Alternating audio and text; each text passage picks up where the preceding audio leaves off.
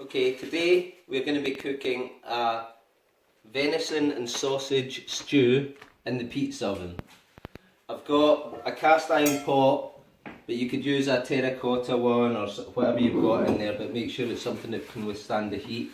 I'm just going to cure the pot first, so all I'll do for that is get some oil. It's normally vegetable oil, but I don't like vegetable oil, so I use olive oil. And all you do is wipe it round the pot. This is called curing. So you need this if you're doing terracotta or the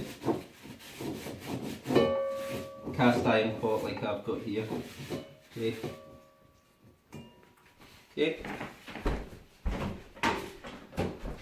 I'll then quickly just run through the ingredients. So we've got venison, shoulder or leg normally. I've got diced venison here because it's the only one I could get in the supermarket.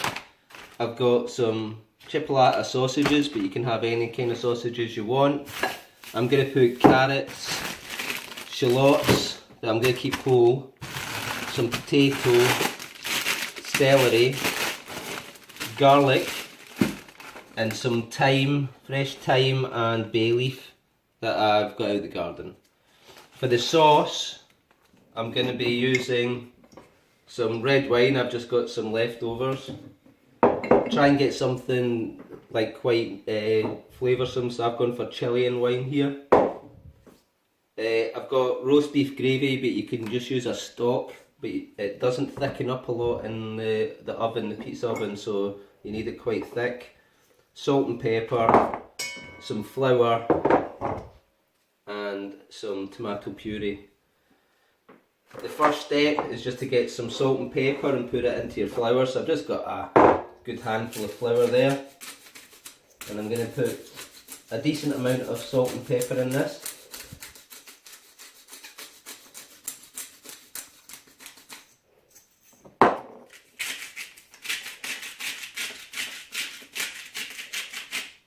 And then to that I'm going to add my meat, and I'm just going to brown it.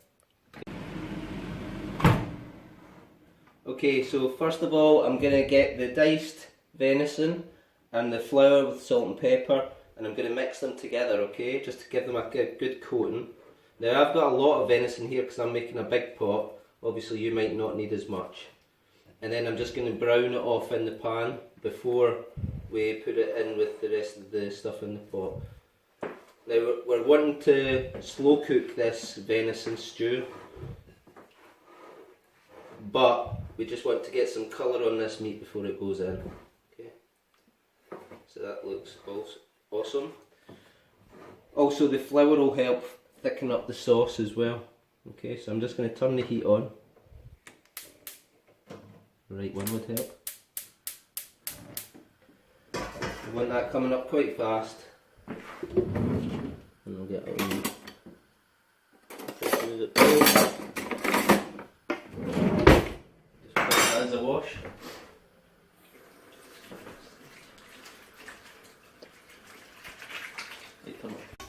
Okay, so just do a wee batches at a time. Make sure your pan's nice and hot.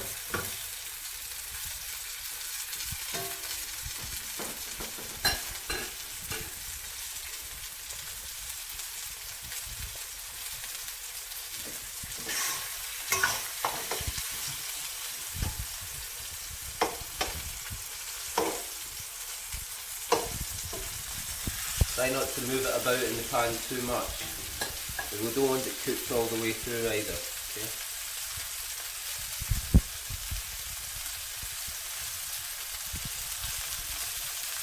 So I'm not going to show you all of this, but once you've browned them, you just put them into your pot and put it all to one side of meat, and I'll show you why, and then do the veg on the other side. Okay.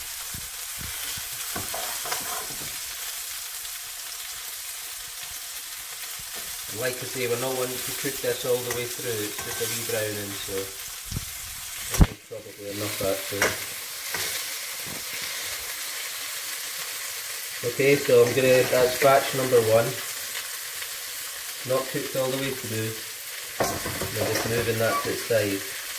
Now I'll deglaze the pan with some red wine before we finish up here. And that will be put into the dish so we're not losing any of the goodness that's in this pan. Okay? So like I say, just continue with your batches until all your meat's finished. I'm just going to deglaze the pan now. I've browned off all the meat, so I've just got a wee bit of red wine in the hot pan. You see there, just give it a wee swizzle round.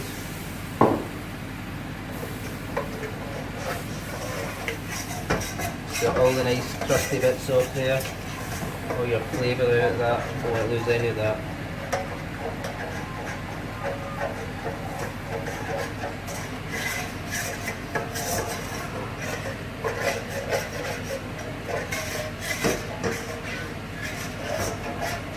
Lovely. So I'll just pour that into the pan with the meat. You'll notice I've put the meat all to one side there. Okay, clean that pan off properly later on. Oh, it smells good already. Just give this a wee wipe down so that it's not too hard to wash later.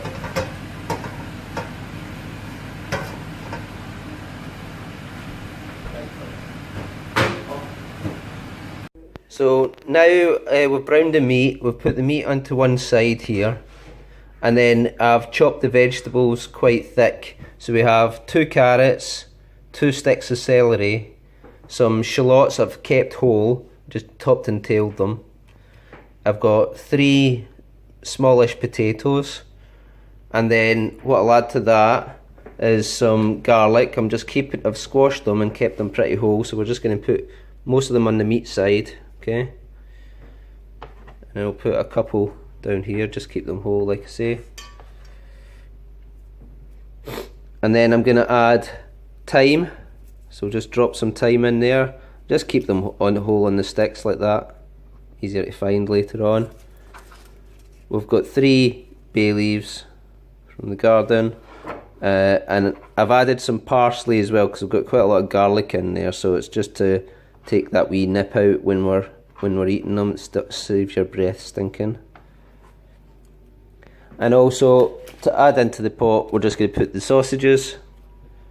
You can see here we're not going crazy with presentation at this stage. They're just going in. Okay, just stick them on the top. Last is the sauce. So in the pizza oven, it's going to take quite a long time, about 2 hours, but it doesn't reduce much. So I've got a thick sort of beef gravy, but you could use beef stock as long as it's a decent thickness. So just stick that in on the top. Okay, and then to that I'm going to add my leftover wine. So I've got Chilean red wine. So it's probably about a glass or so, plus this stuff that I reduced in the pan with the meat. Okay, and a good dollop of tomato puree. It just adds a nice richness to it. Okay, now just give that a little mix. It doesn't look very appetizing here, but I guarantee it will do when it comes out. And I'm just going to add a little bit of water to that as well.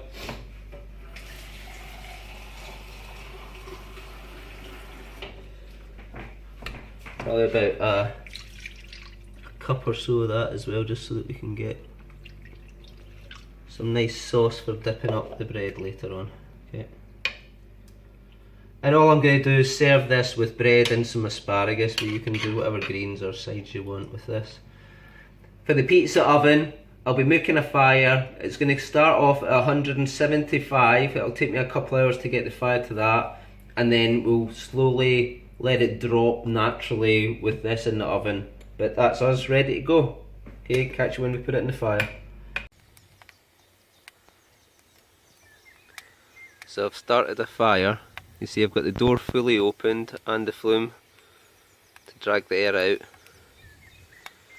And what we want to do here is get the temperature up to just above 180, and then we'll let it settle back down at 175, and that's when we start cooking.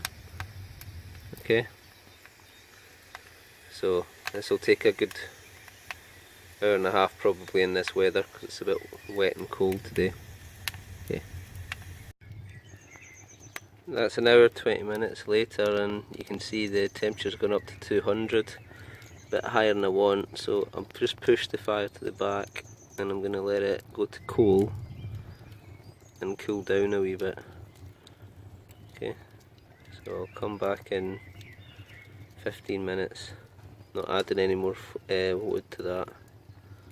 We'll see how it's looking. Right, the rain's on heavy, but it doesn't matter when you're cooking in these ovens. So the temperature is roughly there or thereabouts. It's probably about 180, but it'll do. It's never exact cooking in this. So you'll see at the back there, it's pretty much coals.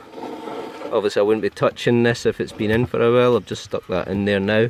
So we're putting that in the middle of the oven, setting about 180, ideally 175, and then we're going to close the door, and that will keep the heat in and it will just slowly reduce. Okay, so come back in an hour and check, and it should be about 120. If it's not, if it's too low, we'll put a wee bit of wood on, otherwise we'll leave it then for the 2 hours. Okay, come back later. That's 1 hour on, and you can see the temperature's now about 140, so that's perfect. So I'll just check it and then I'll leave it another hour. Okay, see you at the end. Okay, that's 2 hours now, and you can see the temperature's dropped a wee bit more. It's just slowly dropping, so we're just above 100 now. You might find that you've got dropped more than that, so we'll just check stew now. That should be it done. You could leave it another 15 minutes or so. Just remember the sauce hasn't thickened up, so when you bring it in you might want to just take some of the sauce out, thicken it up and put it back in just to finish off. And that's us. Enjoy!